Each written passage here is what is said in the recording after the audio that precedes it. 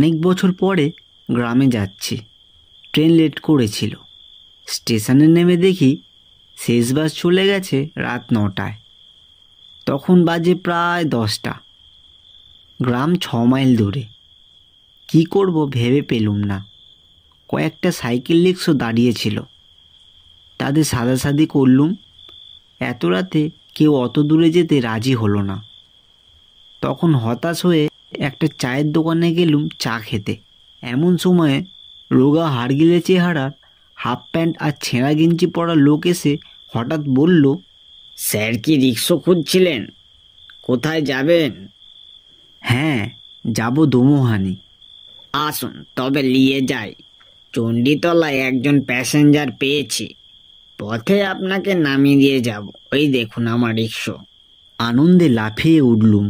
ঘাড় ঘুরিয়ে দেখলুম একটু তফাতে গাছতলায় একটা রিক্সা দাঁড়িয়ে আছে। তাতে একজন লোক কুটিসুটি বসে আছে। গাছের পাতার ফাঁকে কুচি কুচি আলো পড়ছে মাছের আঁশের মতো। পাঞ্জাবি ধুতি পরা লোকটাকে পৌর বলেই মনে হলো। কোলে একটা ব্যাগও আছে। চুপচাপ বসে আছে। শিগগির চা খেয়ে আসুন বলে রিক্সাওয়ালা চলে গেল। ভাড়ার কথা তোলার ইচ্ছে হলো না। যা চায় তাই দেব, এমন বিশ্রী অবস্থায় কখনো পড়িনি আর। স্টেশনটা এমন অখাদ্য জায়গায়, বাজার বা বসতি মাইলডাক দূরে। সেখানে গিয়েও যে রাতের আশ্রয় পাবো তা ভরসা নেই। চাওয়ালা আমার মুখের দিকে তাকিয়েছিল। এতক্ষণে বলল, স্যার ওইদের রিক্সায় যাবেন না স্যার, বরং ওই সিংহবাহিনী মন্দিরে যান, ধর্মশালা আছে। আমি বললাম, না থাক, অসুবিধা নেই, কিন্তু ওই রিক্সায় গেলে কি ক্ষতি হবে বলেন তো? আপনি নতুন লোক বলেই বলছি, ওই রিক্সায় মরা ভয়। মরা ভয়? ও, আমি ভাবলাম চোর ডাকাত। না না, লোক খুব ভালো, তবে দোষের মধ্যে বেটা রিক্সায় মরা ভয়, তাই চেনা জানা ও রিক্সায় চাপে না। রাত বিরাতে মরা বাবা রিক্সায় চাপতে নেই। আমি একবার ভারী বিপদে পড়েছিলাম জানেন। আসছিলাম মেয়ে শ্বশুর বাড়ি হরেকৃষ্ণপুর থেকে। পেয়ানির সঙ্গে একটু কথা কাটাকাটি হয়েছিল, তাই। আসুন স্যার, রাত বেড়ে যাচ্ছে। ওহিদ রিক্সাওয়ালা এসে তাড়া লাগালো। তক্ষুনি উঠে পড়লুম। চাওয়ালা খুব জমিয়ে নিশ্চয়ই ভূতের গল্প বলতে চাইছিলেন। বাঁধা পেয়ে গোমড়া মুখে বসে রইলেন। আমার সঙ্গী ভদ্রলোক চোখ বুজে বসে আছেন। মনে হলো ঘুমাচ্ছেন। অনেকেরই অভ্যাস থাকে। তাছাড়া যেচে পড়েই কারোর সঙ্গে আলাপ করার স্বভাব আমার নেই। রিক্সা আস্তে সুস্তে চলছে। ওহিদ রিক্সাওয়ালা তেমন শক্ত সমর্থ জোয়ান নয়, তা ওর গঠন দেখি টের পেয়েছে। কিছুক্ষণ পরে কৃষ্ণপক্ষের ভাঙা চাঁদ উঠল। হালকা জ্যোৎস্না ছড়ালো পৃথিবীতে। এসব সময়ে এই নির্জন রাতের পথে সম্ভবত ঘুম ঘুম আচ্ছন্নতা এসে যায়, কিন্তু ইন্দ্রিয় সজাগ রাখা দরকার। না, ভূতের ভয় পেয়েছি বলে তা নয়, নেহাত চোর ডাকাতের ভয়। ভাবলুম রিক্সাওয়ালার সঙ্গে গল্প করা যাক, তাই বললাম, ওহে তোমার নাম বুঝি ওহিদ? রিক্সাওয়ালা জবাব দিল, হ্যাঁ স্যার। তুমি থাকো কোথায়? আগে হরিণমারা গোপাড়া, স্টেশনের ওপাশেই আমাদের গাঁ। বলি আকাশের দিকে মুখ তুলে হাঁ করে দম নিল। তারপর ঘাড় ঘুরিয়ে চাঁদ দেখে ফিরে বলল, বড় গাঁ স্যার, স্কুল, পোস্ট অফিস, থানা সবই আছে।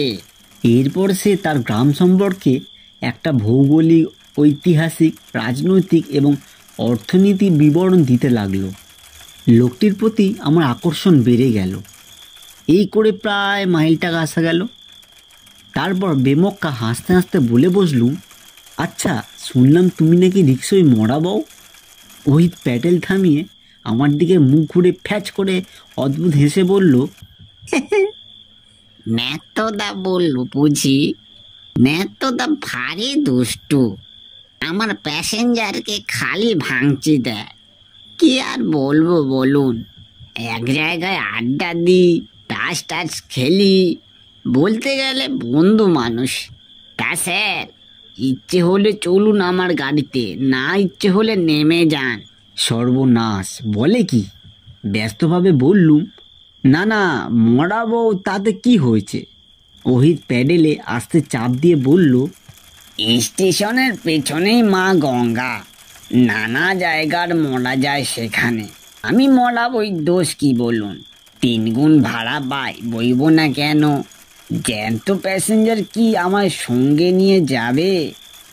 ঠিকই তো, বরং মরা বইলে অনেক পুণ্যি। মরারা তো স্বর্গের পথেই পারি হয়। আগে থেকে চেনা জানা থাকলে ভালো। নিহাত পাপ করে থাকলে তাদেরও কেউ স্বর্গে ঢুকতে পায় না, নরকে বেঁধে নিয়ে যায়। ওহিদ আমার কথায় খুশি হলো। দেখুন, তবে আসল কথা কি জানেন তো স্যার? মরা বওয়া সহজ কাজ নয়, সবাই এটা পারে না। স্টেশনের যত রিক্সাওয়ালা আছে, কারুর কি এই সাধ্য হতো? পারলে তো সবাই বইতো, 3 গুণ বেশি পয়সা পেত। কিন্তু মুরদে কুলোয় না বলে হিংসে করে আমায়। তাই বুঝি? আগে হ্যাঁ, মরা প্যাসেঞ্জার নিয়ে রিক্সায় প্যাডেল ঘোরানো সহজ নয়। শালারা কি ভেতরে ভেতরে চেষ্টা করেনি কেউ? সব জানি বাবা, পারেনি কেউ। একবার গোবর্ধন রাতের বেলায় চুপি চুপি মরা চাপিয়েছিল। পরের দিন দেখি রিক্সা নয়না ঝুড়ির জলে উল্টে পড়ে আছে, মরা শুদ্ধ। সে এক কেলেঙ্কারি। গোবর্ধনের কি হলো? গোবর্ধন বেগতিক বুঝে রিক্সার সিট থেকে লাফ দিয়েছিল, তাই রক্ষে। তো সেই থেকে এসে মরা দেখলেই সরে যায় তফাতে। তাহলে ওহিদ, তুমি কিসের জোরে মরা বইতে পারো তা বলো তো শুনি। ওহিদ হঠাৎ গম্ভীর হয়ে গেল।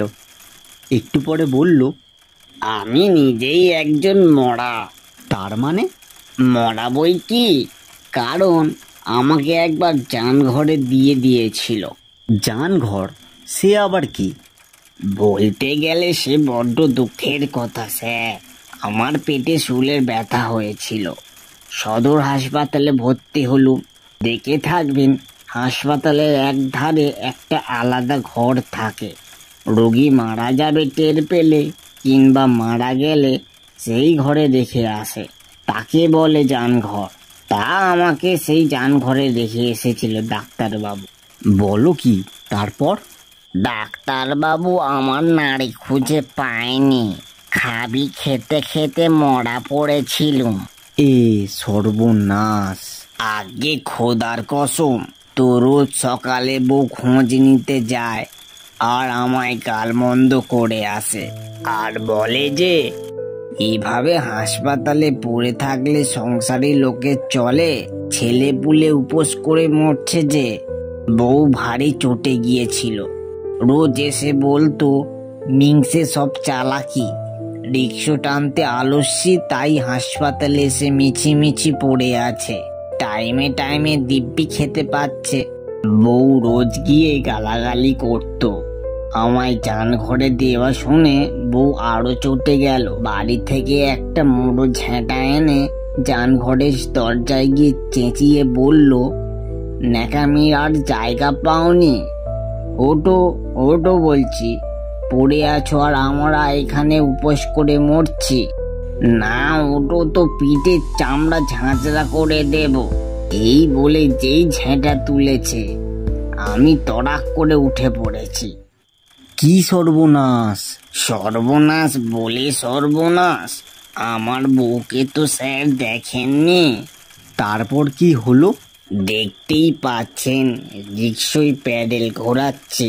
সে ফের চাঁদটা দেখার পর বলল, আমি জানঘর থেকে পালিয়ে আসা মরা স্যার, আমি কেন মরায় ভয় পাবো বলুন? সে ফ্যাচ করে অদ্ভুত হাসলো। এবার এতক্ষণে তার মুখের একটা পাশ, একটা চোখ অব্দি দেখতে পেলাম ফিকে জ্যোৎস্নায়। নীল ঝকঝকে ওই চোখ কি জ্যান্ত মানুষের! আমার গা ছমছম করে উঠল। এই সময় হঠাৎ দেখি আমার সঙ্গে যাত্রীটিও এতক্ষণে একটু নড়লেন এবং গলার ভেতর খিকখিক করে হেসে উঠলেন, চোখও খুললেন। ভয়ে ভয়ে বললুম, কি হলো মশাই, হাসছেন কেন? ভদ্রলোক ভারী গলায় বললেন, কে জ্যান্ত কে মরা বোঝাবারই কঠিন। এ আমায় দেখছেন, বলুন তো আমি জ্যান্ত না মরা?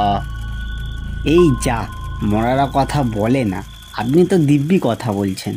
বলে মশাই বলে, আপনি জানেন না, সে আলাদা কথা। পাগল নাকি? নিজেকে বুঝি আপনি মরা ভাবেন? ভাববো কি মশাই, আমি তো সত্যি সত্যি মরা। বলেন কি? ওই যে ওহিদ বলল, সে জানঘর থেকে পালিয়ে এসেছিল বইয়ের ঝেঁটার ভয়ে। হ্যাঁ, আমিও আজ জানঘর থেকে পালিয়ে এসেছি জানেন। আপনিও কি বউয়ের ভয়ে পালিয়ে এসেছিলেন? ভদ্রলোক জোরে ঘাড় নেড়ে বললেন।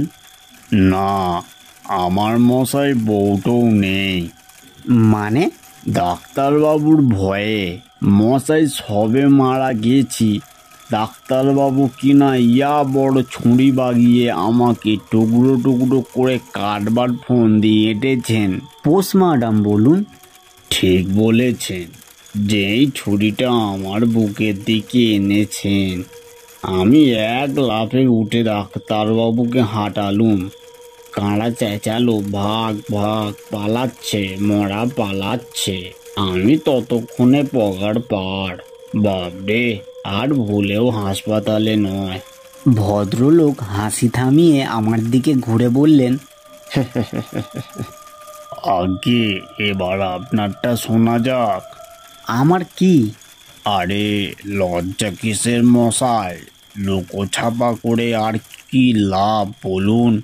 এইখানে তো কোনো জ্যান্ত মানুষ নেই, প্রাণ খুলে বলে ফেলুন, আপনি কিভাবে?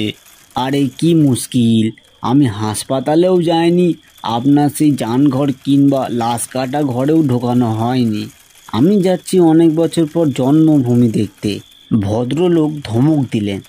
চালাকি হচ্ছে, আমরা মরা চিনি না। কি রে ওহিদ, বল না বাবা। ওহিদ ফ্যাচ করে হেসে ফেলল।